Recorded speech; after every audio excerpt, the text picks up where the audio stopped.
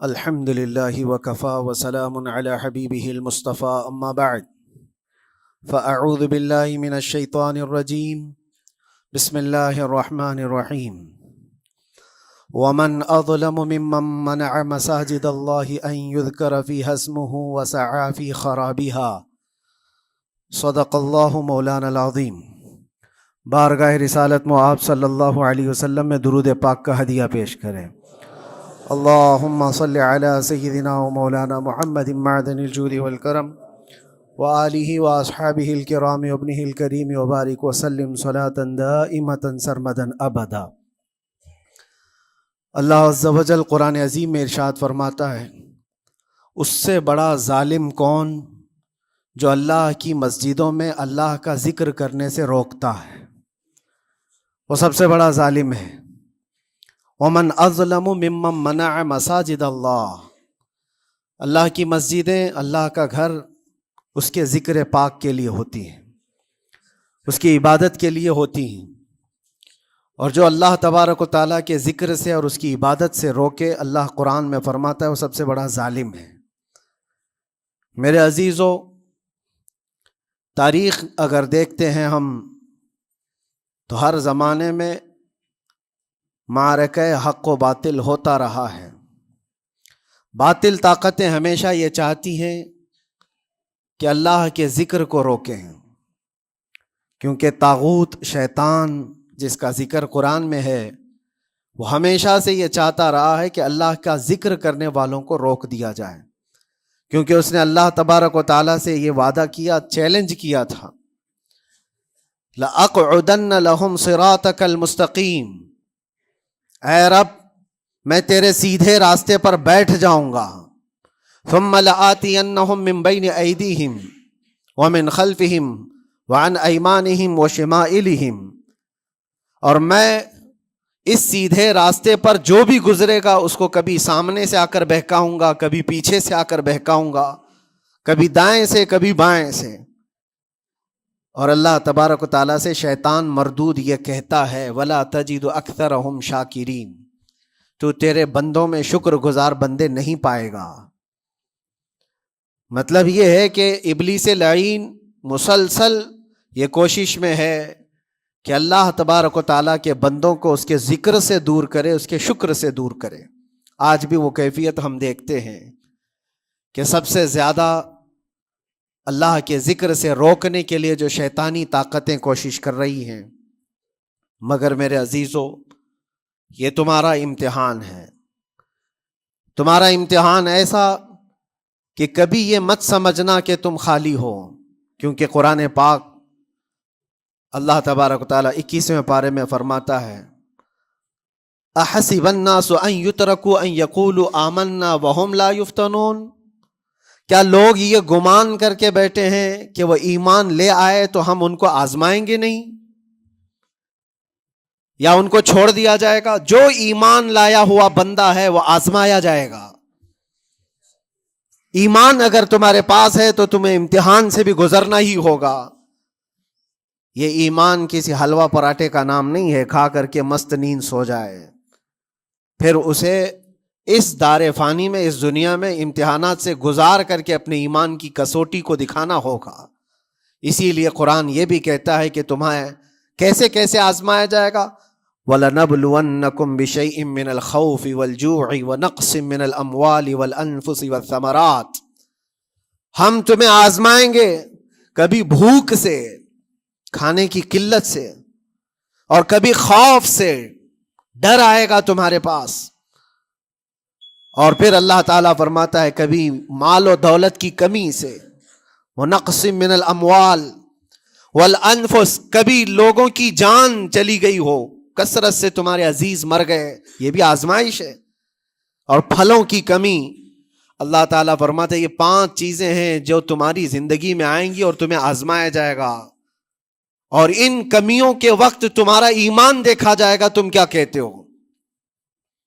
اور اللہ تعالیٰ فرماتا ہے جب کبھی تمہیں بھوک سے آزمایا جائے، خوف سے، ڈر سے آزمایا جائے، اور مال کی کمی سے آزمایا جائے، امتحان لیا جائے، تو اس وقت جو بندہ یہ کہتا ہے اللہ فرماتا ہے انا للہ و انا الیہ راجعون.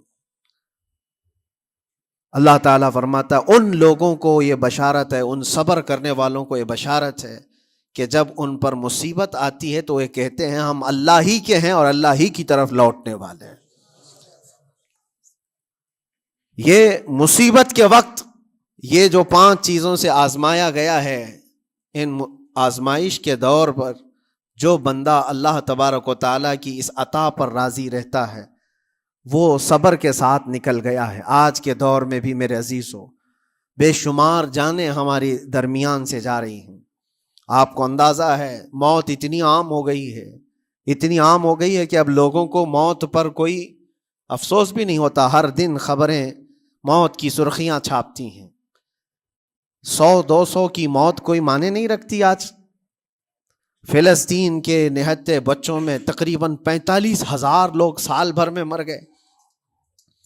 45,000 کوئی تعداد ہوتی ہے کہ نہیں ہوتی؟ اتنی بڑی جانوں کا جو نقصان ہے یہ آزمائش ہے.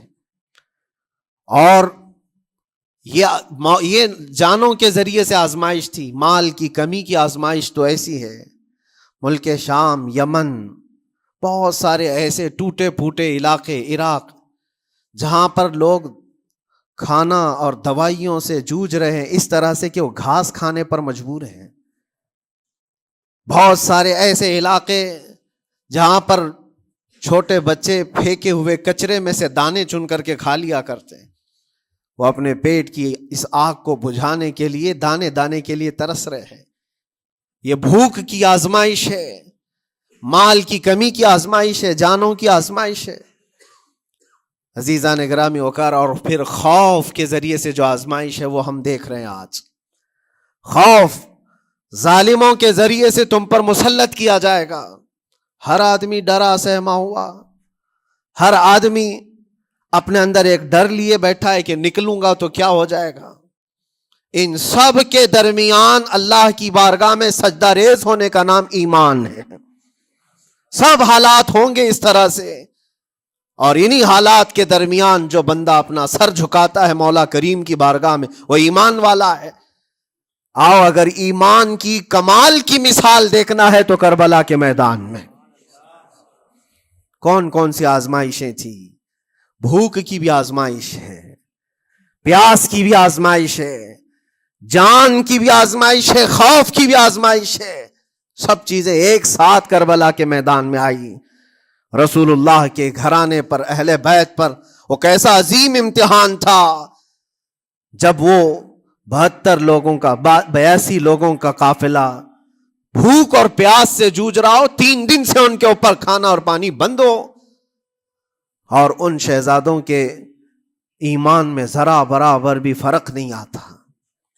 نہ ان کے ایمان میں، نہ حوصلے میں، نہ ہمت میں فرق آتا ہے. 3 دن کے بھوکے اور پیاسے باطل سے نپٹنے کے لیے کس طرح سے کمر بستہ ہے. یہاں تک کہ بھوک کی شدت ایسی تھی کلیجہ منہ کو آئے. 6 ماہ کا بچہ بھی روتے روتے زبان جس کی سوکھ گئی ہو، وہ ماں جو بچے کو دودھ پلاتی ہے اس کے سینے سوکھ چکے ہوں، دودھ ختم ہو چکا ہو ماں کے پستانوں میں، کیسی قلت ہوگی. پانی کا ایک قطرہ ان کے گھر تک نہیں پہنچ پاتا.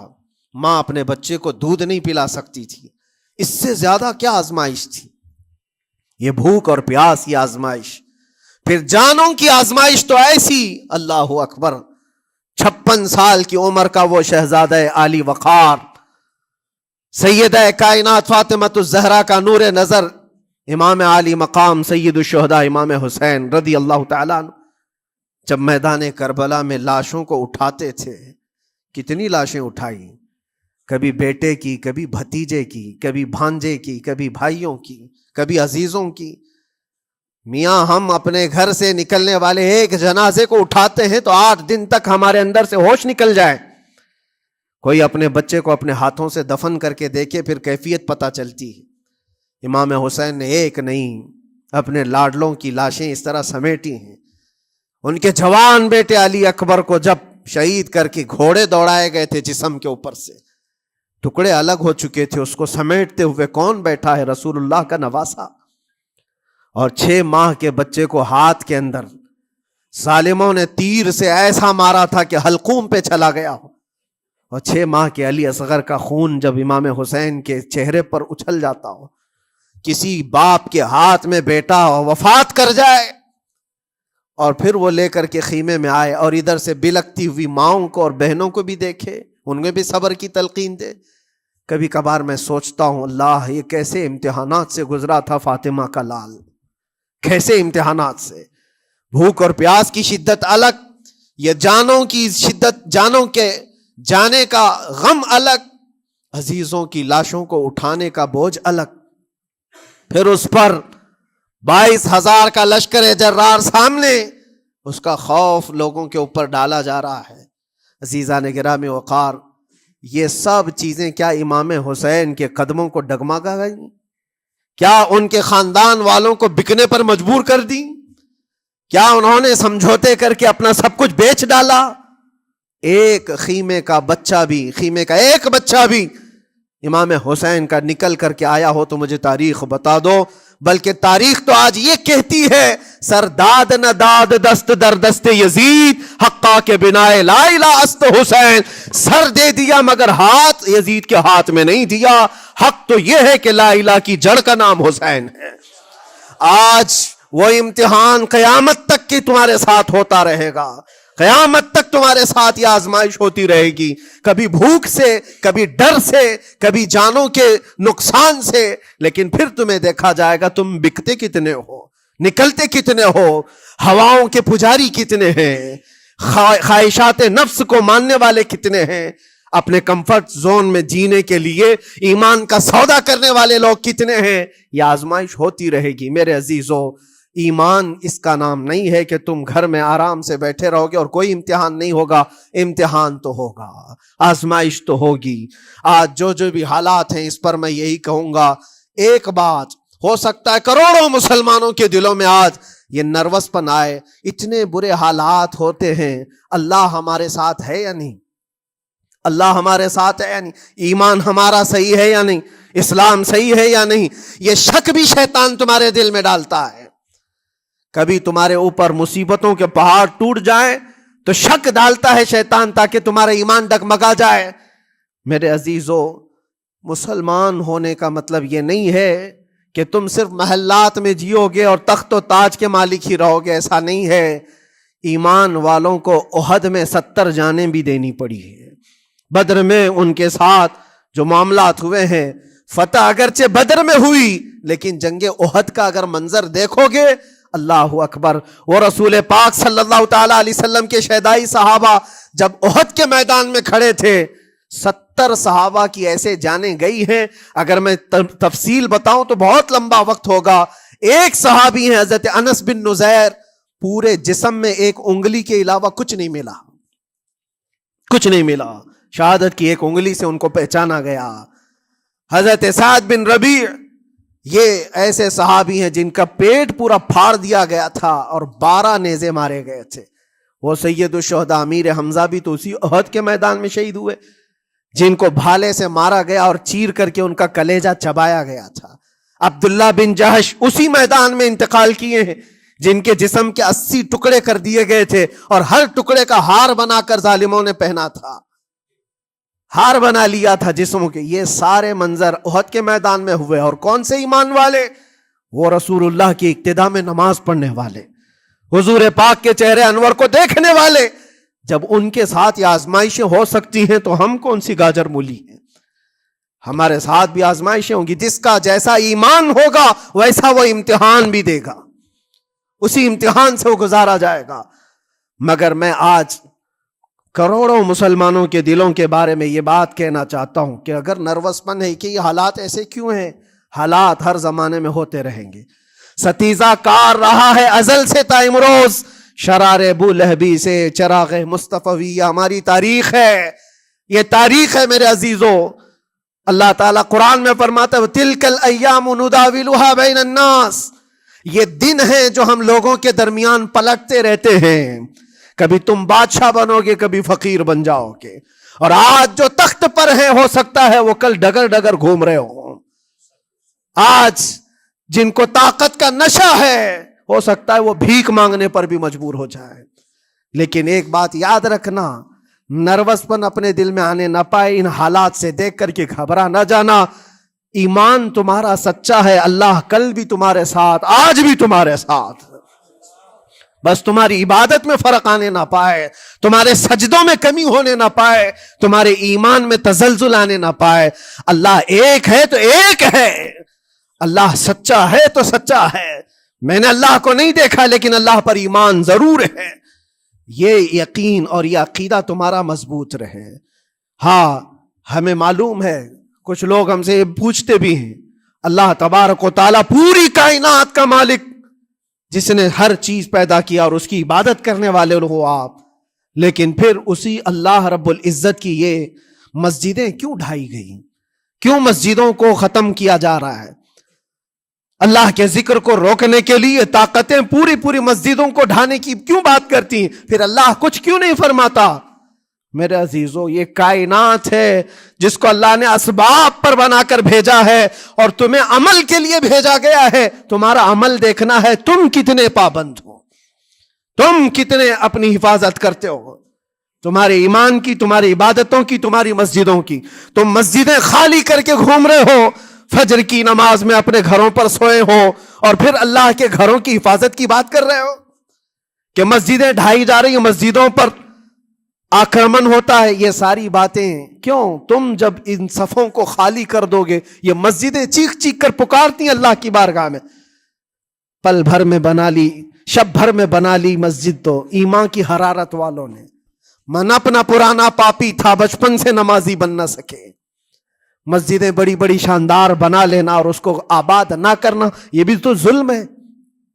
آپ ان مسجدوں کی حفاظت کی جو بات کر رہے ہیں، ان مسجدوں کی حفاظت صرف کمیٹیاں بنانے سے نہیں ہوتی، نمازوں سے ہوتی ہے، اس کے اندر تلاوت قرآن سے ہوتی ہے. عزیزان گرامی، اور پھر یہ بات ان ظالموں کے لیے کہ اگر وہ ہاتھ لگا کر مسجدوں کو اٹھانا پھینکنا اس کو اپنی طاقت کا ذریعہ سمجھتے ہیں تو سمجھ لو تھوڑے دن کی بات ہے. اگر اسی کا نام طاقت ہے کہ عبادت گاہوں کو مسمار کر کے طاقت کے تخت کو بٹھایا جائے، تو یاد رکھنا بڑھتے بڑھتے بڑھتے تمہارا نشہ کہیں تمہیں فرعون نہ بنا دے. اور اگر فرعون بن گئے تو انتظار کرو، اللہ تعالیٰ بڑے بڑے فرعونوں کو صرف پانی سے ہلاک کرتا ہے. بہت بڑے بڑے نمرودوں کو اللہ تعالیٰ مچھر سے ہلاک کرتا ہے. وہ ابرہہ بھی تو آیا تھا جو کعبہ ڈھانے کے لیے آیا تھا، ہاتھیوں کا لشکر لے کر آیا تھا، جس کا ذکر قرآن پاک میں الم تر کیف فعل ربک باصحاب الفیل. اے محبوب، کیا آپ نے نہیں دیکھا ہاتھی والوں کے ساتھ اللہ نے کیا معاملہ کیا؟ پورا ہاتھیوں کی فوج لے کر آیا تھا کعبے کو ڈھانے کے لیے. ہوا کیا؟ کعبہ کو ڈھانے کے لیے اتنی خطرناک فوج تھی اور مکہ والوں میں لڑنے کی اتنی طاقت نہیں تھی. اللہ کریم نے ابابیل چڑیوں کی ایک فوج کو بھیجا. ہاتھی کہاں اور چڑیا کہاں؟ کوئی مقابلہ ہوتا ہے؟ کوئی مقابلہ ہے؟ تصور میں نہیں آتا. لیکن رب تبارک و تعالیٰ کا ایک دستور ہے، بڑی بڑی طاقتوں کو چھوٹی طاقتوں سے ہلاک کرتا ہے. چھوٹی چھوٹی سی چڑیاں ایک ہاتھ میں تمہارے آ جائیں، ایک چونچ میں اور دو پاؤں میں کنکریاں لے کر آتی تھی، اوپر سے صرف وہ کنکریاں گراتی، ہاتھیوں کے پیٹ پھٹ جاتے اور آگ لگ جاتی تھی. اللہ تبارک و تعالیٰ کی طاقت کا یہ مشاہدہ، قوت کا ایک ہلکا سا اظہار جو مکہ کی ان وادیوں میں ہوا منا، اور اللہ تعالیٰ فرماتا ہے فَجَعَلَهُمْ كَعَصْفٍ مَأْكُولٍ. اللہ نے ان کو ایسا کر دیا جیسے کھائی ہوئی مرغی ہوتی ہے، نوچ نوچ کر کے کھا کر چھوڑی ہوئی مرغی ہو. پوری فوج کی حالت ایسی ہو گئی تھی. کعبہ مکرمہ کو ڈھانے کے لیے آئے، تب اللہ تبارک و تعالی ظالموں کو کس طرح سے نیست و نابود فرمایا. ہمیں یقین ہے میرے عزیزوں، اللہ تبارک و تعالی وہ ابابیل بھیجنے والا مولا آج بھی زندہ اور ہمیشہ زندہ رہے گا. وہ حی اور قیوم ہے، ہمیشہ سے زندہ ہے اور ہمیشہ زندہ رہے گا. لیکن تمہارا امتحان ہوتا رہے گا، تمہارا امتحان ہوتا رہے گا. اللہ کے نبی صلی اللہ تعالی علیہ وسلم کے لیے مدد آئی ہے تو اس کا مطلب یہ نہیں ہے کہ وہ صرف بیٹھ کر کے مدینے میں دعائیں کرتے تھے، نہیں، عمل کے میدان میں اترے بھی ہیں۔ صحابہ نے بھوک اور پیاس برداشت کی ہے، کتنے کتنے دنوں تک وہ ایک کھجور پر پورا دن گزارتے تھے، پیوند لگے کپڑے۔ حضرت ابو ہریرہ فرماتے ہیں ہم تو ایک جنگ سے ایسے واپس آئے تھے کہ ہمارے پاؤں کے پورے ناخن اکھڑ گئے تھے، پاؤں کے ناخن اکھڑ گئے۔ خندق کے میدان میں خود نبی پاک صلی اللہ علیہ وسلم اپنے ہاتھوں سے خندق کھودتے رہے، اور پیٹ پر پتھر باندھنا، یہ سب مشقتیں، سٹرگل کیا ہے۔ پھر اللہ سے یہ دعا کیا مولا تو اپنی مدد بھیج دے، تو اپنے رحم و کرم کی بارشیں برسا، اور ہم یہاں مست کھا پی کر کے پھر دعا کرتے ہیں مدد آ جائے۔ تم نے محنت کون سی کی، کون سی مشقت کی؟ میرے عزیزو، اگر محنت و مشقت میدان میں اتر کر کرنے کا موقع نہیں ہے تو عبادتیں تو کرو اپنی پوری، اپنی نمازیں تو کمپلیٹ کر لو، اور اللہ کو راضی کرو۔ اپنے گناہوں سے اگر وہ غضبناک ہے تو توبہ کرو۔ اور جاتے جاتے یہ بات بھی میں عرض کروں گا کہ آج جن لوگوں کو ایسا لگتا ہے کہ یہ کھیل تماشا ہے، ایک بات یاد رکھنا، کسی مسجد کے ختم ہو جانے سے یا مومن کے کسی کے ہار جانے سے ایمان کبھی ہارتا نہیں ہے، ایمان ہمیشہ جیتتا ہے۔ تھوڑی دیر کی تکلیف تو مومن کو ہو سکتی ہے، لیکن اس کے ساتھ ایمان ہے تو ہمیشہ سر بلند ہے۔ اس سے بڑی کوئی کامیابی کیا ہے؟ ہم نے دیکھا ہے کربلا کی تاریخ میں جیتا کون ہے؟ دنیا کی نظر میں، اس وقت کی میڈیا کی نظر میں، اس وقت کے جو کتے ہوں گے ان کی نظر میں یزید جیتا ہوگا، لیکن قیامت تک ہر مومن کہتا ہے بادشاہ است حسین، بادشاہ است حسین۔ ایمان کی جیت ہمیشہ ہے، اگرچہ وہ ٹکڑوں میں بدل جائے، اگرچہ وہ 1000 ٹکڑوں میں ہو جائے۔ آج بھی پھریرا لہرا رہا ہے تو حسین اعظم کا لہرا رہا ہے۔ اسی لیے یاد رکھو، صرف تخت پہ چڑھ کر بیٹھنے کا نام جیت نہیں ہے۔ ابھی الیکشن بھی گزرا، کچھ لوگ نروس ہوں گے کہ ہم ہار گئے۔ اگر وہ ایمان والے ہیں، سچے ایمان والے ہیں، تو انہیں یاد رکھنا چاہیے جیت اور ہار صرف تخت حاصل کرنے کا نام نہیں ہے، دلوں پر حکومت کرنے کا نام جیت ہے۔ اور آج 800 سال گزر گئے، ہند الولی سلطان الاولیاء غریب نواز کی حکومت ہم سب پر قائم ہے۔ کس بات کی حکومت ہے یہ دلوں کی حکومت ہے۔ اور وہاں جو ہاتھ لگانے کی کوشش کر رہا ہے وہ اپنے ہاتھوں کو بچا لے، آگ تمہارا انتظار کر رہی ہے، آگ تمہارا انتظار کر رہی ہے۔ اس لیے کہ اللہ فرماتا من عادی لی ولیا فقد آذنتہ بالحرب، جس نے میرے ولی سے دشمنی کی میں اس کو اپنے ساتھ جنگ کا اعلان کرتا ہوں۔ آؤ رب تعالیٰ سے جنگ کرنے کے لیے تیار ہو؟ اللہ کے ولی سے مقابلہ کرنا چاہتے ہو؟ اللہ کے ولی کو چھونا چاہتے ہو؟ رب تعالیٰ فرماتا ہے جو اللہ کے ولی سے دشمنی کرتا ہے اسے میں اپنے ساتھ جنگ کا اعلان کرتا ہوں۔ ہے کسی کی ہمت و طاقت اللہ سے جنگ کرنے کی؟ تو جو یہ چاہتے ہیں کیڑے مکڑوں کی موت مرو گے، اس سے بھی خطرناک ذلیل ہو کر مر جاؤ گے۔ اجمیر معلیٰ یہ صرف اور صرف ایک دھرتی کا نام نہیں ہے، اللہ کے ولی کی آباد کی ہوئی مقدس زمین ہے۔ اور ہم سنیوں کی آستھا ایسے ہے، امام اہل سنت فاضل بریلوی اعلیٰ حضرت فرماتے ہیں دنیا بھر میں جہاں دعائیں قبول ہوتی ہیں ان جگہوں میں سے ایک جگہ کا نام اجمیر معلیٰ ہے، جہاں اللہ تعالیٰ دعائیں قبول فرماتا ہے۔ ہم اپنی آستھا ہی نہیں رکھتے میرے عزیزو، اپنی جان بھی حاضر ہے غریب نواز کے قدموں کے لیے۔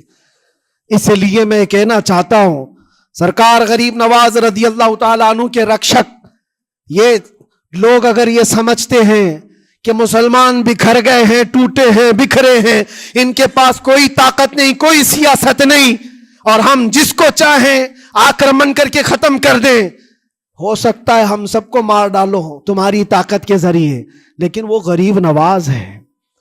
اپنے باپ داداؤں کی تاریخ یاد رکھنا، پوچھنا، جو غریب نواز کو اٹھانے کی کوشش کیا اٹھ گئے ہیں، اور وہ دھرتی پہ آج بھی آباد ہے۔ انشاءاللہ قیامت تک اجمیر معلیٰ چمکتا رہے گا۔ سرکار غریب نواز رضی اللہ تعالیٰ عنہ کے آستانے سے جو فیض بٹتا ہے اپنے اور غیر سب وہاں سے فائدہ اٹھاتے ہیں، سب لوگوں کو برابر فائدہ اٹھایا جاتا ہے۔ اسی لیے میرے عزیزو، یہ آزمائشوں کے دور میں میری صرف ایک ہی گزارش ہے، اپنا ایمان مضبوط کرو، اپنا ایمان مضبوط کرو۔ جیسی بھی مصیبتیں آئیں، طاقتیں آئیں، تمہارا سجدے سے سر دور نہ ہونے پائے، اللہ سے غفلت ہونے نہ پائے، تمہارے ذکر و اذکار میں کمی ہونے نہ پائے، مسجدوں سے دور بھاگنے کی کوشش نہ کرو، واپس آ جاؤ، اللہ کی رحمت قریب ہے۔ قرآن میں اللہ فرماتا ہے الا ان نصر اللہ قریب، آگاہ ہو جاؤ، بے شک اللہ کی مدد بہت قریب ہے۔ وآخر دعوانا الحمدللہ رب العالمین۔ السلام۔